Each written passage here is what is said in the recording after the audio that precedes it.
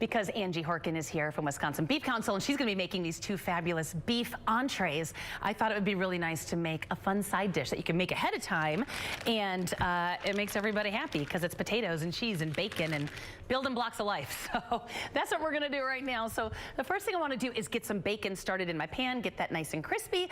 Of course, we're using the Pelkins bacon today, and there are two locations, Swamico or Crivets. Now's the time to really visit them because they have so much stuff for the holidays. I'm going to be showing you how to prepare one of their hams later in the week. So they just got the good stuff. So swing on by. What I love about their bacon is thick cut. The thick cut, you're just going to end up with such a beautiful flavor because it's not going to get all gristly and over crisp because they're not cut correctly. And a thick cut bacon, worth all the money. And you know, thick cut bacon and a good bacon, that's where you're going to spend a little money in your life. That's not a place you go cheap. Bacon's not. Good bacon takes time and hours and manpower, and that's where I spend a little money, is the bacon in my life. So we're going to get some thick cut bacon started off in a pan here. We're going to let that hang out while we do everything else. Oh, no man left behind. Get that in there. Let me get rid of this. Get rid of this. Slide this over and get cracking here. So this is kind of my take on a twice baked potato. So you're gonna get the sour cream, you're gonna get the cheese, you're gonna get all the good stuff, but it's all made in a big casserole dish, so that way people can just scoop and grab, and makes your life easier, which is all we're trying to do over the holidays. Make your life easier. All right, we're gonna let this start cooking up and do its thing. Now, here I have two potatoes that Sarah's been baking for about an hour, so they're nice and tender, and I just let them go. Oh yeah, get my nails right there. That's what that shot's for. It's not the potatoes. It's the twice a year where I do my nails. Thank you. Thanks for doing that. So now these have been baked, and I prefer to bake these when I make the mashed potato part of it than to actually boil them, because I really like that there's no water in this and you get more of an intense flavor. Creamier. I don't know. I just prefer it this way, and it's a little bit less work because I'm not sitting there babysitting and having to peel and chop a million potatoes. Just two potatoes, bake them up, and then I'm just going to scrape them into this bowl and make your life easy. Keep the potato skins and snack on those if you want to. That's the one thing that's missing from this twice baked potato casserole are the skins. Hit those with a little butter and salt and eat them up. Not mad about it. Try and get as much out as I possibly can. So that bacon is smelling good. Had a great night last night. I had my Gather team over for dinner, and I took a picture of it and I didn't post it. But I think in September I showed my recipe for a fennel sausage rigatoni. It is so stinking good. It's what I make when people come over, and I made that last night, and it was so good. If you have not made that yet, you need to look it up on our website. My fennel sausage or sausage fennel rigatoni. Fabulous. But then I didn't have any desserts. Like, life's busy. I didn't make any desserts. But if you saw social media yesterday, we had the big company cookie exchange. I have never done a cookie exchange in my whole life. I participated, and I went home with 4 huge things of other people's cookies that they spent time and their lives on, and it was delicious. So I put out a big spread of cookies. I was kind of a rock star last night, and I didn't make any of it, any of the dessert.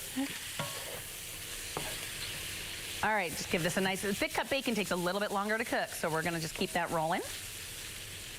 Oh, smells good though. All right, one more side here. And this is one of those recipes that is so adjustable. If you need to make this for a huge crowd, just cook up 6 or 7 potatoes. You don't have to do 2. This just makes a 9 by 13. Enough for a little bit for everybody. Do you want these for anything? I don't want them for anything. Do you need them? We don't need them. Sometimes we keep this stuff, sometimes we don't. Now, let's add in some of our flavoring here. Of course, we have our Lamers whole milk. You can use heavy cream, you can use half and half, just something to help make this creamy. But for me, a twice baked potato has to have the sour cream flavor. It has to. It just has that richness and that little bit of tang that cuts. I love it so much. So I'm gonna go ahead and add in some sour cream, about a ½ cup here. We're gonna get a good dash of salt and pep in here, and then we'll taste it beforehand, but that's a lot of potato to season up, so. And the bacon's only going over the top, so for me, you gotta season these up really nicely. Okay, these are getting nice and golden. Now, 2 things you need to be watching for this week. Tomorrow, I have been holding on to this recipe I've been holding it for a year. I've been here almost a year. I am making my Food Network award-winning crab fritters, or little bitty crab cakes. They are fabulous. They're on the Food Network website. When I had to make them with Rice Krispies. I'll talk about that more tomorrow. But I'm finally getting to show my favorite holiday appetizer tomorrow, so you're going to want to watch. And then Friday, I'm not telling you who's coming, but some VIP is coming. A VIP is coming. She knows this kitchen very well. You're going to want to watch Friday's show. Put it on your calendar.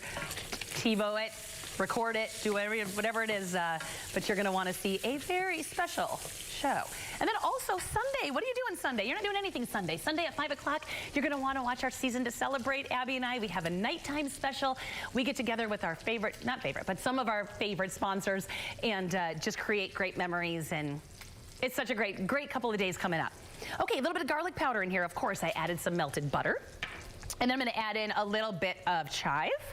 And then, of course, we've got the Simon's freshly grated cheddar cheese, so delicious. You can mix it in if you want. You can just spread it in the pan if you want. I'm going to sprinkle it on top, but you know what? I'm getting crazy today. I'm going to add a little bit in, and then I'll save the rest with the bacon for the top. Give that a little stir. These are, I'd say 75% there. The thick cut bacon has a lot of fat. You need to render that down. You don't want chewy. You want that nice and crispy. So now let's go ahead. Maybe I'll try a little smash first here. Give that a good smash, get everything well combined, and then taste, taste, taste. These potatoes were so tender being baked like that they don't really need a smash. I can literally just give it a good stir. Let's do this one.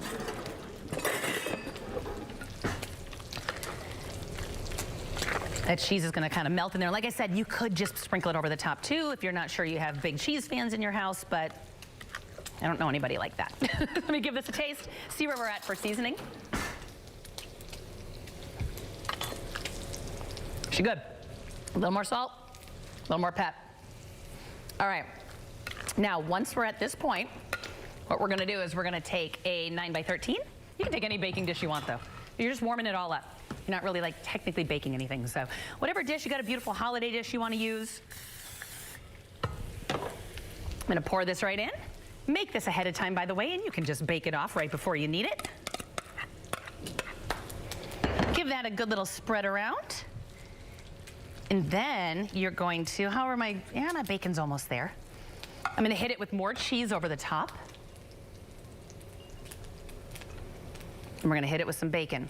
That bacon needs just another minute, so I wanna show you the one that we have ready to go for you to take a look at. Actually, set this to the side. Pull this in, there we go. Give this a stir. Ooh, you're almost there, honey. You're right there. Turn that down. All right, let me get the one out of the oven here. Oh, it's so pretty, so pretty. Here we go. And then what you're gonna wanna do is you're gonna want to, if you want, this is what I normally do. I forgot to tell Sarah to put them out for me, it's my fault. I love to hit them with a little fresh green onion over the top when you're done. A little bit of bright green. It just cuts through the richness. Look how it's just bubbling around the sides right now. That butter in there just makes it rich and delicious. I hope you make this because it is delightful.